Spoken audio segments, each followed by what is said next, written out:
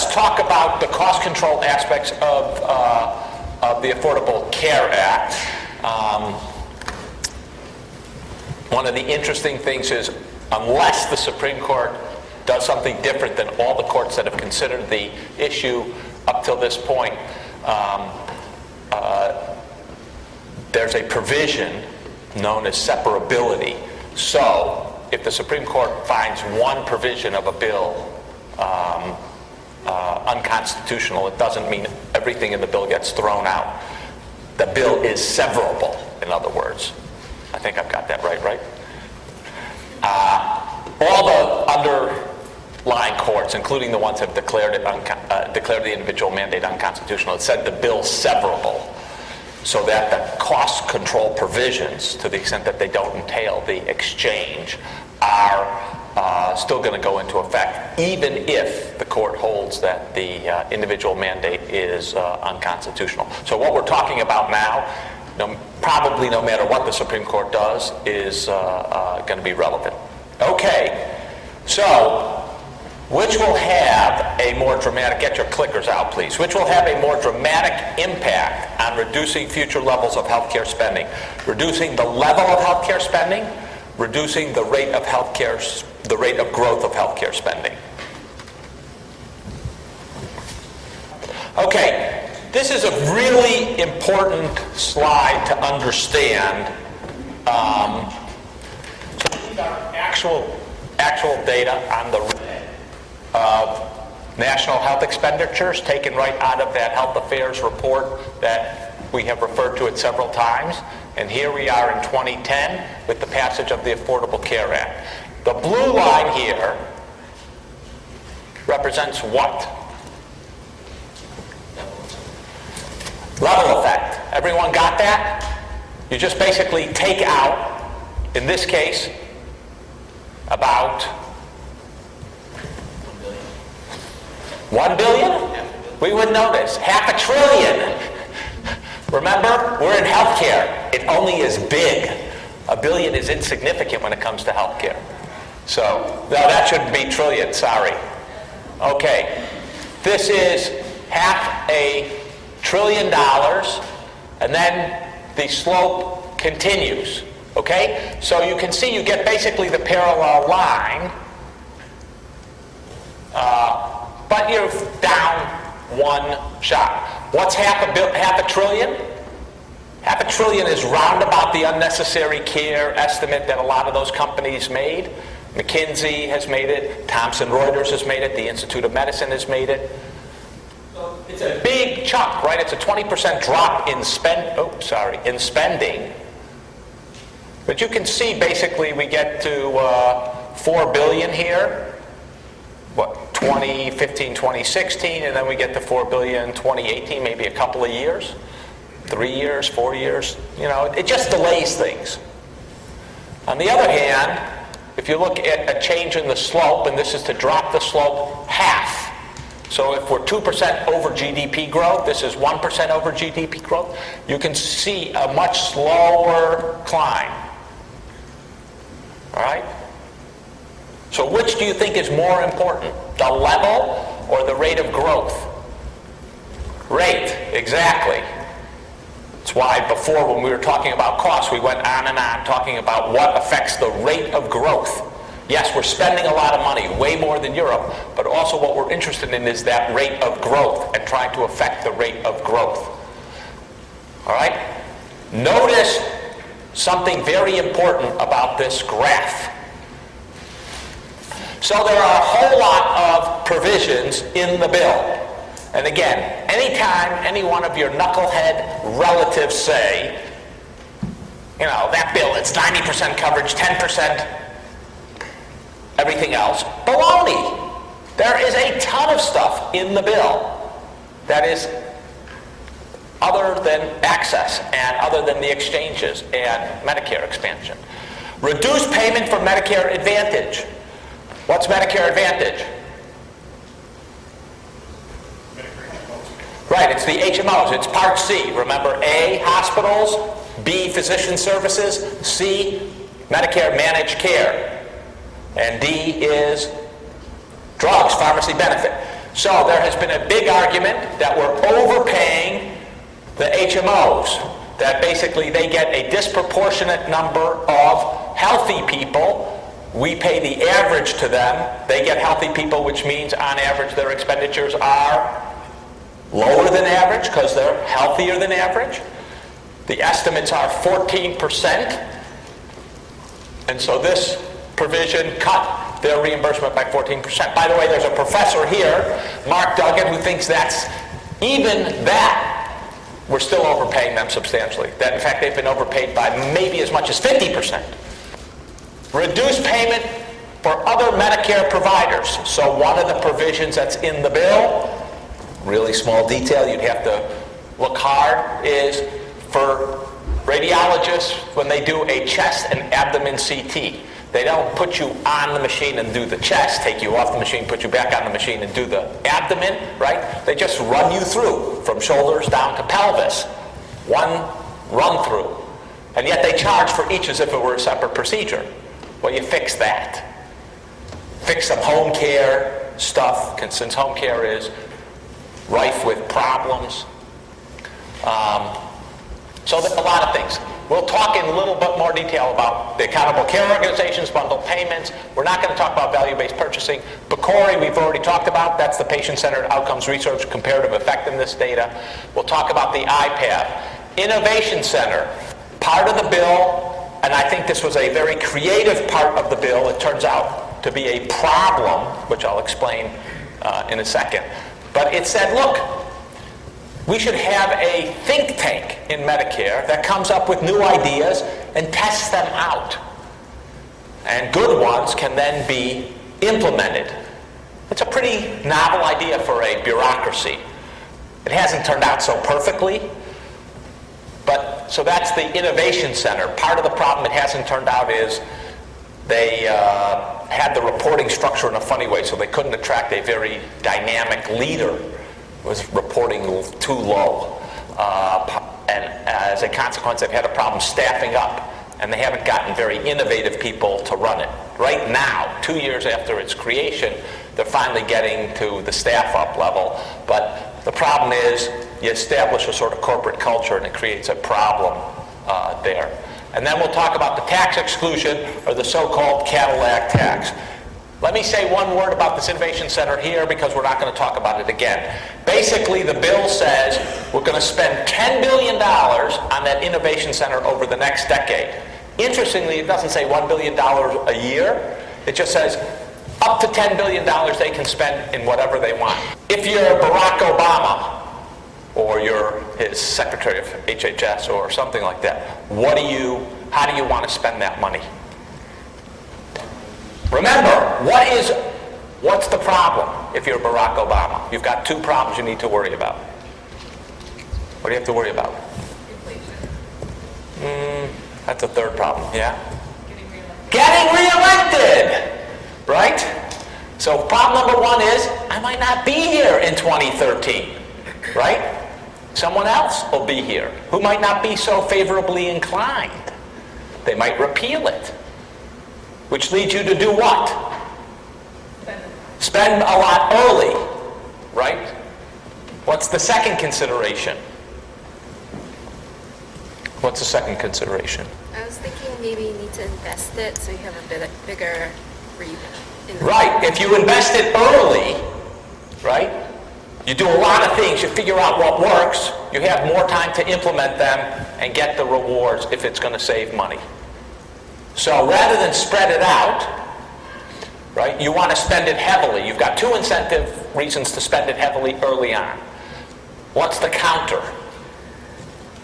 Why would you spread it out? Right. Anyone ever heard the phrase absorptive capacity? Right? You throw a lot of money out there, the system might not be ready to use it in a wise manner, and you might blow it all or waste it, right? A lot of charges about the Recovery Act. You're shoving a lot of money out there, and you can't spend it wisely. You piss it away, right? You don't get a big return. So it depends on how many quote-unquote shovel-ready projects or shovel-ready ideas there are. Last thing, and this gets into the weeds, but I want you to understand this because it gives you an appreciation for Washington. We can come back to it at the end of the course where I can review things and we'll answer some questions.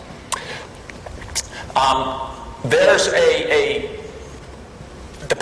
lot of the bills depends upon how CBO scores it. Scoring means how much is it going to spend, how much is it going to save, what's the net effect on the budget. Scoring has nothing to do with reality. Not zero. It has to do with CBO's estimate of what's going to happen. What is the problem with trying to score a bill like the ACA? There's a lot of variables, okay? That's one problem. What's the problem with a lot of variables? Right? We might test one variable alone, but we haven't tested them all together. Maybe they have big interaction effects and are either synergistic, so they save more than each individually, or they counteract each other and they save less. How the hell can CBO know? We've never done this. That's the first problem. The second is, how much did CBO say would be saved by the Innovation Center? If you were estimating it, how much would you say is going to be saved by the Innovation Center? Exactly, that's the right answer. I have no idea. Why do you have no idea? Never tried it before, right? How could we possibly know how much it's going to save? And yet CBO has to give it a number. So what do? What could they do? They invent the number. It's called guesswork. And the number they invented, $23 billion. No idea where that number came from. I have no idea. And guess what? I'm not even sure they have any idea where that number came from. But it turns out to be a terrorist number. Because the assumption, the way the legislation is written, is that anything good that comes out of CMMI is immediately going to be implemented. That means that the next proposal to save money, well, CMMI could have done it. You don't get any extra savings from it because CMMI would have figured that out. Turns out to be a really big problem for any new legislation. All right. By 2019, all these cost control provisions of the ACA will increase spending on health insurance, reduce the federal deficit, increase federal revenue. None of the above. All of the above. Please vote. So, what is the effect of the ACA provisions going to be? Which one of those answers is right? Go for 5. You go for 5. And you? Go for 4. 4. None of the above. All right. 4. 5. 5. Uh-oh. 2 for 2. Your vote is the last vote. Supreme Court. 5. Correct. 5. It increases spending on insurance. How do we know? Subsidies, right? We've already talked about there will be subsidies, so it has to increase spending on insurance. Reduce the federal deficit. Overall, after 10 years, does the bill reduce the federal deficit?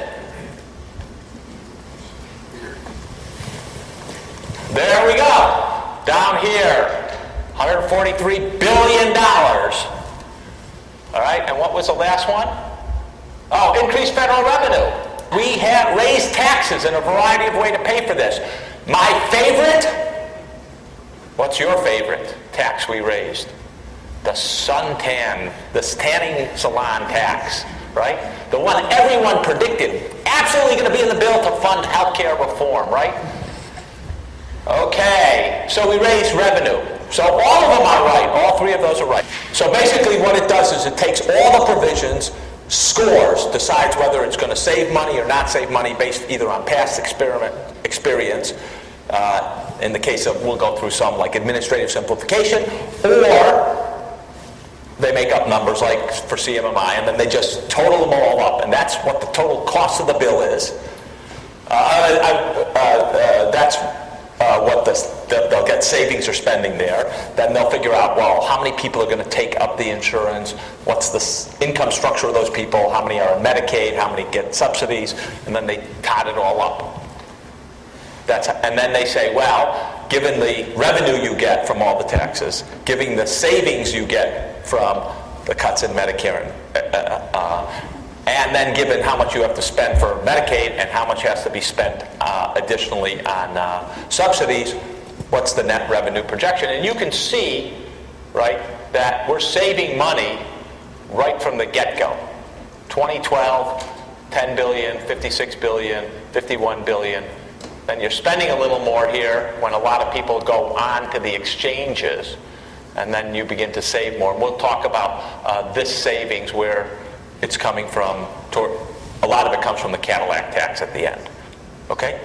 All of CBO scoring is artificial. None of it reflects reality. We spent a substantial amount of time developing models, okay, about the impact of healthcare reform. Now, when I entered government, I entered the OMB, I thought we're trying to predict how this is actually going to work. False! We did not care how it was going to work. We were trying to predict how CBO would score it. Two completely different activities. They should not be confused. So every time the Democrats sent in a proposal to CBO and it got scored, we used that as data and refined the model we had, right, to say how close did we get to that number that CBO came out with. That's what we were trying to do, because you need to predict CBO because they're the official scorekeeper. Okay, which one of the provisions under the ACA reduces the level of spending? Level. Is that what we're really interested in, the level of spending? No, it's not. Okay, which one of those provisions reduces the level of spending? We only got one right answer. There are two here. Administrative simplification, right, takes out about $30 billion if done properly from the system by improving the billing arrangements. I fought very hard for this. The other doc on the team, we feel like we were responsible for this being in the bill. There was a lot of resistance from the Hill staff. Oh, we already got one form. They had no idea how billing actually worked. So administrative simplification, just going to take $30 billion out. It is going to take it out year on year once you solve the problem, but it doesn't take out more each year. And then reduction in overpayment to Medicare Advantage is also a level. If we do it right, PCORI and ACOs certainly should be reducing the rate. Bundle payment we can argue about. Okay, so here's the provisions that affect the level of spending. These aren't all of them, just highlight a few of them. Cutting overpayment to Medicare Advantage. Look at how much it's worth. $136 billion. Now, by the way, when CBO scores, right, it scores in 10-year chunks. Right? You don't want to, I mean, it does it year by year, but the number that counts is a 10-year number. So all of these numbers are not per year. All of these are 10-year numbers. Okay? So cutting overpayment to Medicare Advantage, removing that 14% overpayment, compounded over 10 years, is equivalent to $136 billion. Enforcement of fraud and abuse, $3 billion. What does that, how does that strike you? Exactly. Why is that so small? Medicare spent last year, 2010, about, I think the number is $502 billion. How much of that should be fraud? Saving $3 billion over 10 years is $300 million. This is like a ridiculous amount of money. What does that tell you? This is not serious fraud enforcement. There's a lot more money there where it came from. And we could talk later again if you want to know why there's not serious fraud enforcement on Medicare. Administrative simplification, $20 billion. That's really only $2 or $3 billion per year. Not nearly as much as most people estimate, because the provisions in the bill are not as full-throated as many of us would want. Generic biologics. This is to create a pathway. You know what a biologic is? It's like a protein or an antibody. Right? Instead of a pill for a drug, it's a protein or an antibody. And the problem is, for a pill, which is just a chemical compound, we know how to get a generic. Right? You just manufacture the same compound. On a biologic, it's harder we needed to define a pathway for that. And the idea is that once you got generics in the biologic, you drive the prices down and save $7 billion on the Medicare and Medicaid side of things. Payment change for complex imaging, that's what I told you about, combining chest and abdomen, $1.2 billion over 10 years, and reduction of payment update factor. Interesting term. What is an update factor? It's how much we increase year to year the price that we're going to pay for inflation above inflation. And one of the things that we argued is, look, there should be some productivity enhancement, more computerization. We don't count, say, the blood smear every time you get your blood. We no longer have a person sitting there and counting how many red cells were there, how many white cells were there, how many platelets, right? A machine does it in a nanosecond or a millisecond, right? That's got to be big productivity increases. We shouldn't have to pay more for that. So this was to say, we're going to reduce how much we increase those payments, recognizing that there's productivity improvements. All of these reduce the level. They do not reduce the rate of growth. All right? What reduces the rate of growth? Well, consistent improvements in quality will reduce costs, at least to some extent. If you reduce your readmission rate and progressively keep reducing your readmission rate, you reduce your hospital infection rate. Eliminate the tax advantage. We'll talk about these and whether they should or shouldn't reduce the rate of growth. All right. Almost all of the ones that I have been emphasizing, the medical homes, the bundle payments, the ACOs, the reduction in payments for if you have too many infections or you have too high a readmission rate, are incentivizing greater focus on providing higher quality care at reduced costs. Okay? My contention is, even if they don't work perfectly, even if they only work partially, all right, we only do a crummy job of implementing them, the impact will be to have providers be much more cost conscious in what tests and treatments they order and in how they deliver services. And notice, if we go back to these, they tend to work in the same direction. So you have medical homes, which we'll talk about. You have accountable care organizations. You have bundled payments, all working in the same direction, paying doctors in the same way to improve quality and reduce costs. It is a very important thing that they're going to be reinforcing each other to get to the same direction. So you don't have one saying to the doctor, reduce costs and improve quality, while another is saying, oh, we're just going to still pay you fee for service. That would go in the opposite direction. Okay. What proportion of total healthcare spending is used by the most expensive 1%? I should hope that everyone in this room has imprinted on their brain what proportion of healthcare spending is spent by the top 10%. So, as I have been saying on the lecture circuit, and as I said yesterday out in sunny California to a bunch of device manufacturer CEOs telling them how I thought the system was going to evolve, the key to savings is prevention.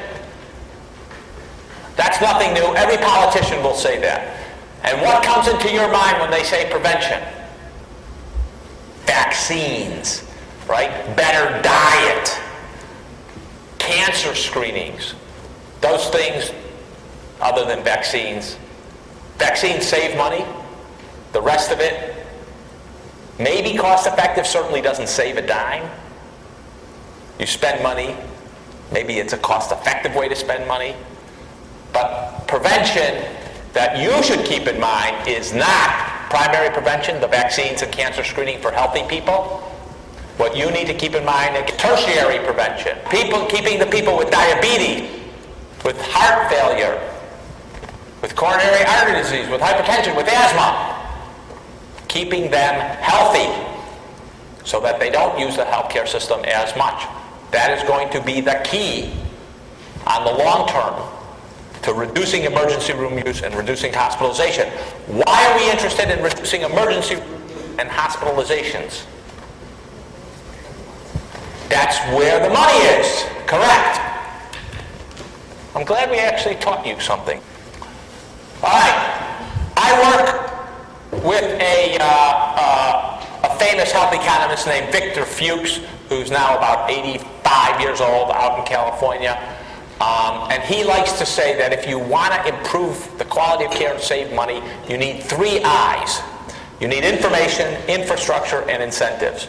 You need health information technologies to track patients, to track physician performance, to make sure we're doing the right thing. And you need comparative effectiveness research to know what works and what works at the cheapest price. You need an infrastructure to actually deliver this care.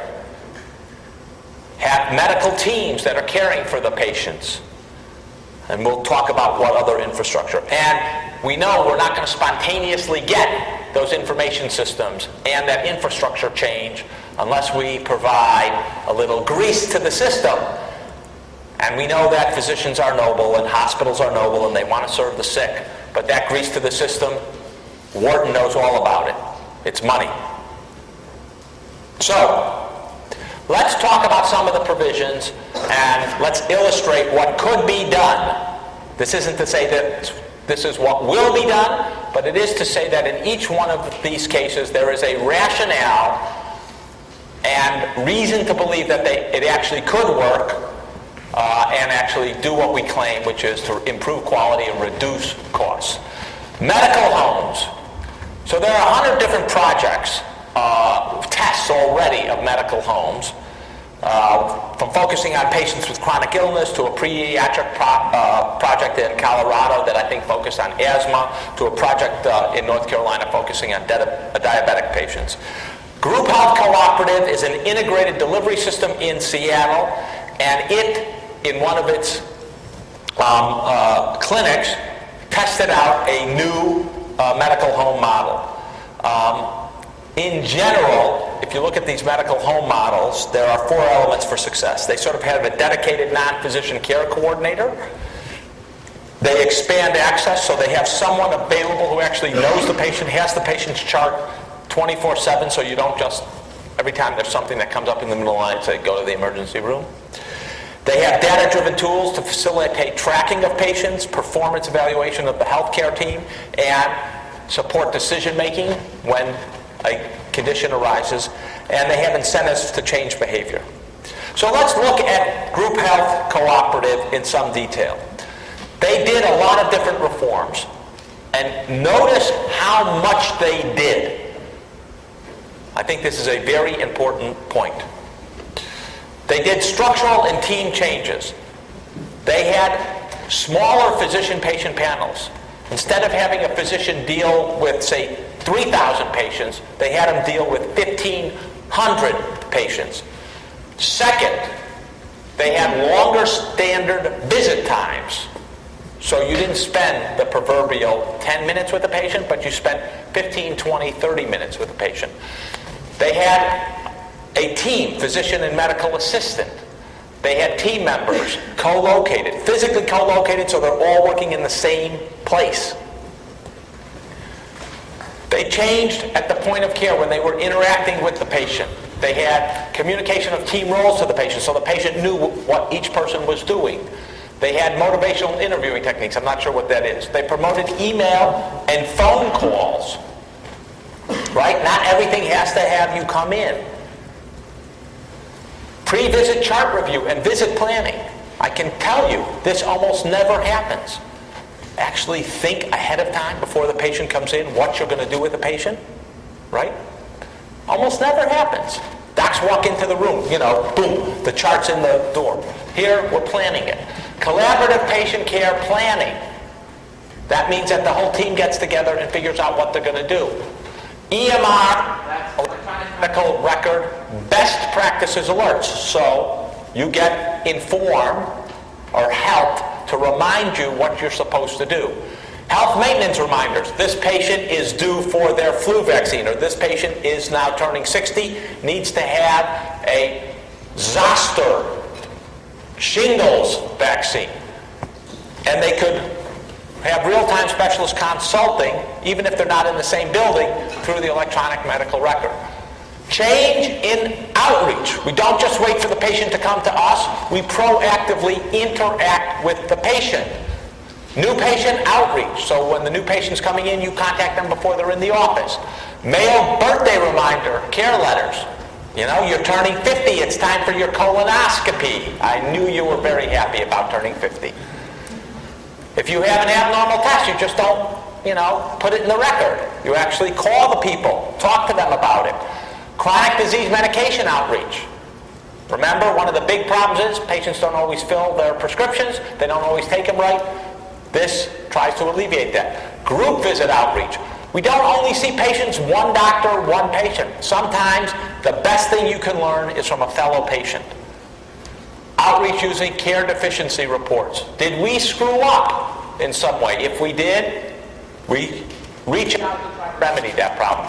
Promote EHRA. What's an HRA?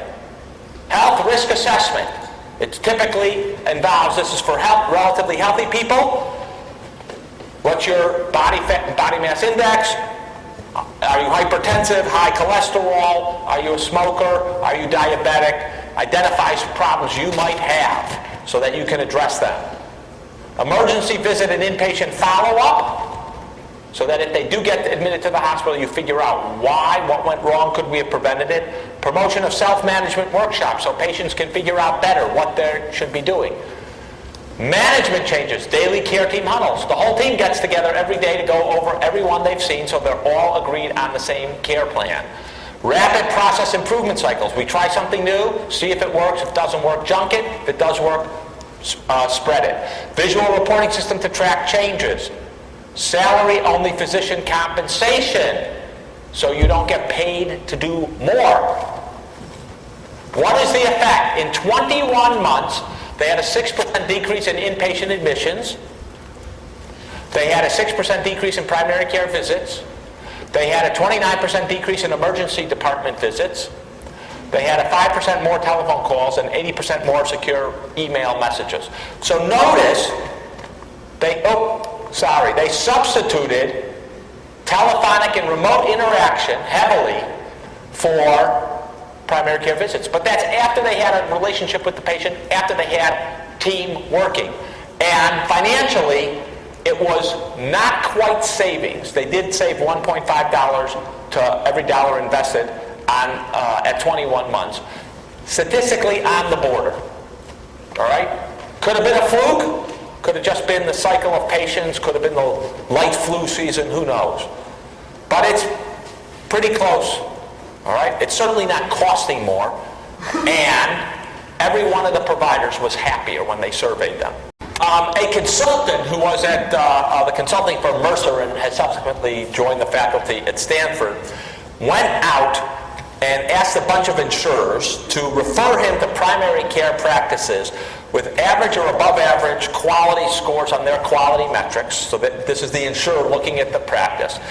But where their billing was 15 to 20% less than total healthcare spending of all the other practices. So he wanted high quality but lower cost groups. And he got a bunch of them, and he profiled 4. Urban Medical Group, which was in Boston. I actually practiced with them when I was at the Beth Israel. They used to admit their patients to the Beth Israel. We used to call them urban gorillas. They were a bunch of idealistic hippies who went to medical school and then served the chronically ill and poor in Roxbury in Boston.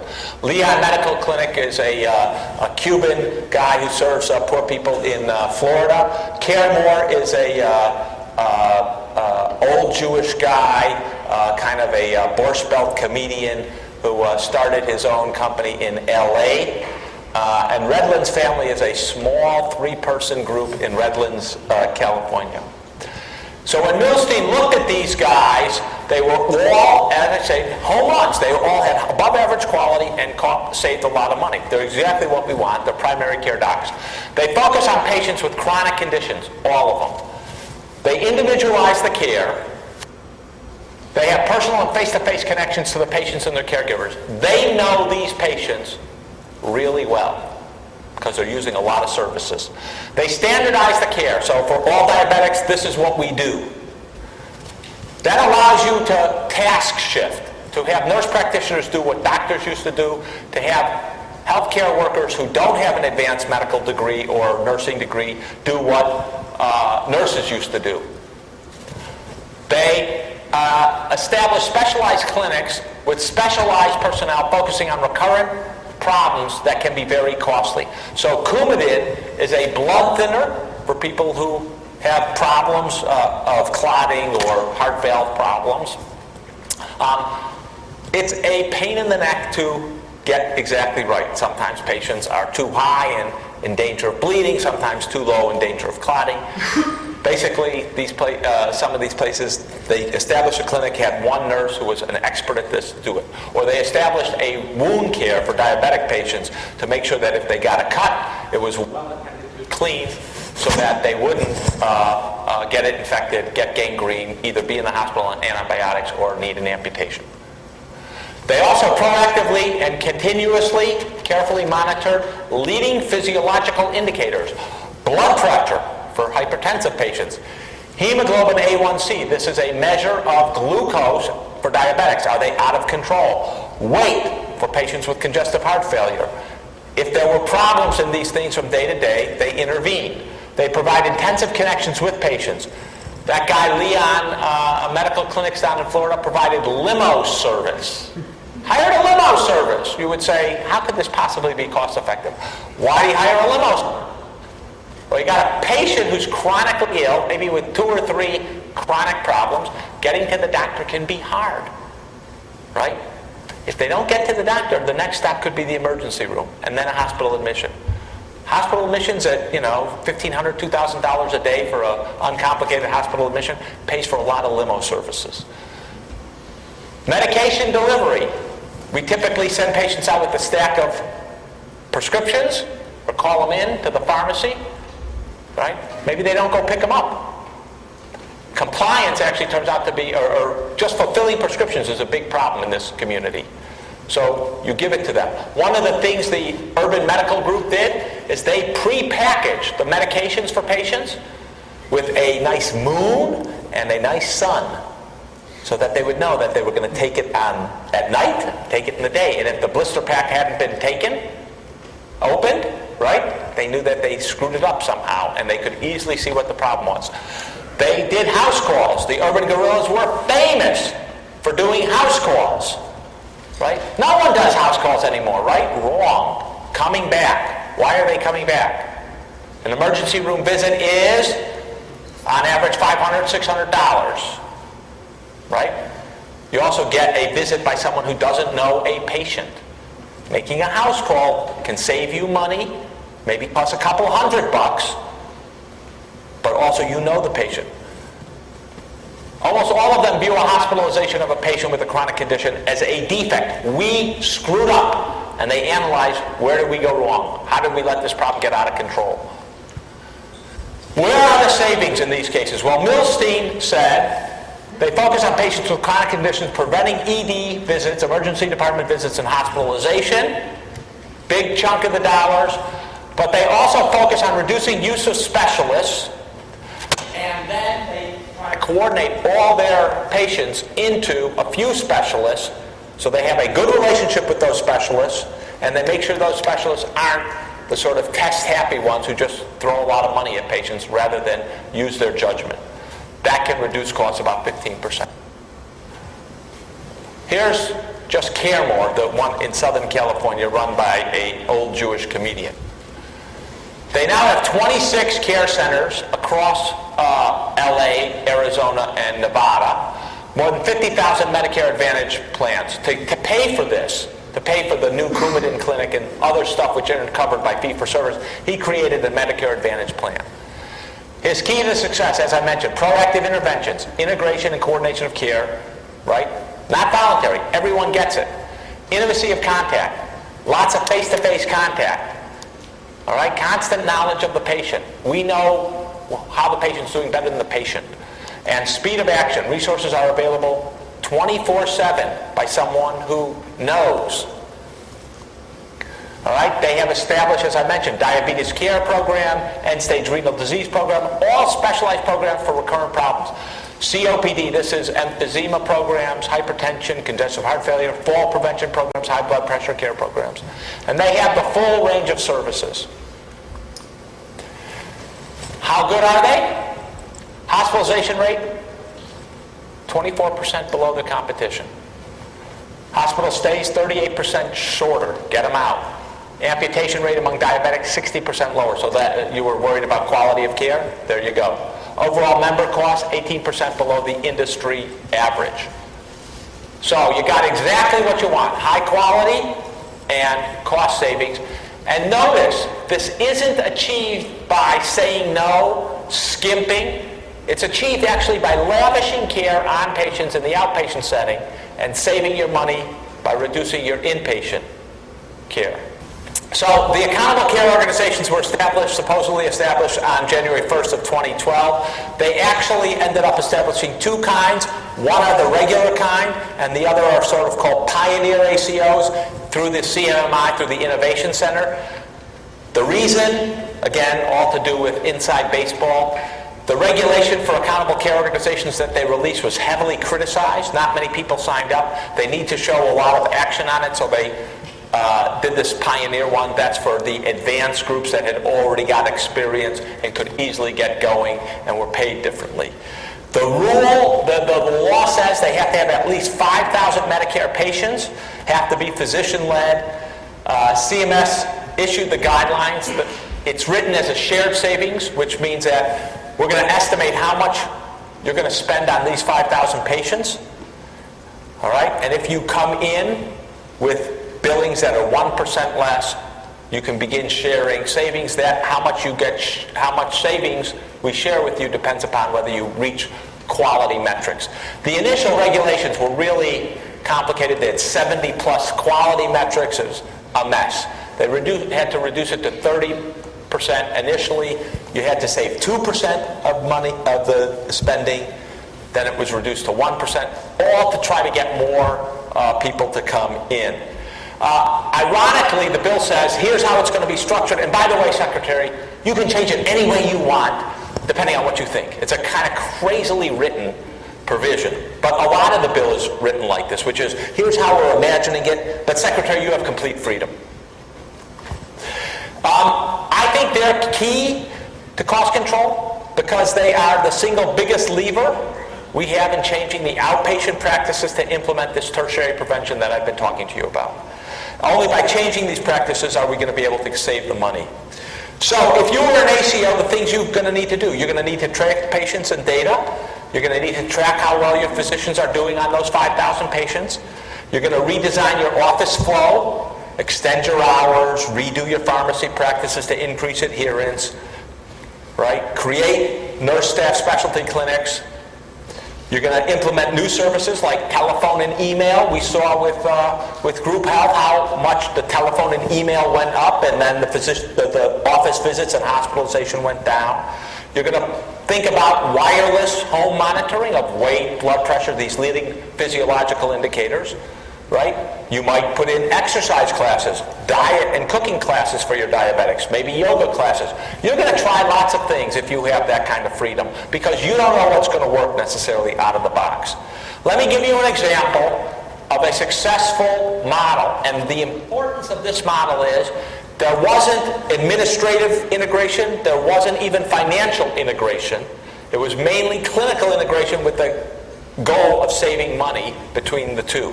So it was instigated by CalPERS. CalPERS is California Public Employee Retirement System. They are the biggest institutional investor in the United States. So when you hear about institutional investors, blah, blah, blah, CalPERS is the leading institutional investor. It also happens to have a whole lot of people who it has to insure who've retired from the California, either public schools or California state government. In the Sacramento area, they wanted to save money. Sacramento has a peculiarity, which is that there are two big hospital systems there. One is pretty mercenary and merciless at extracting rents, extra money. The other is Catholic Healthcare West.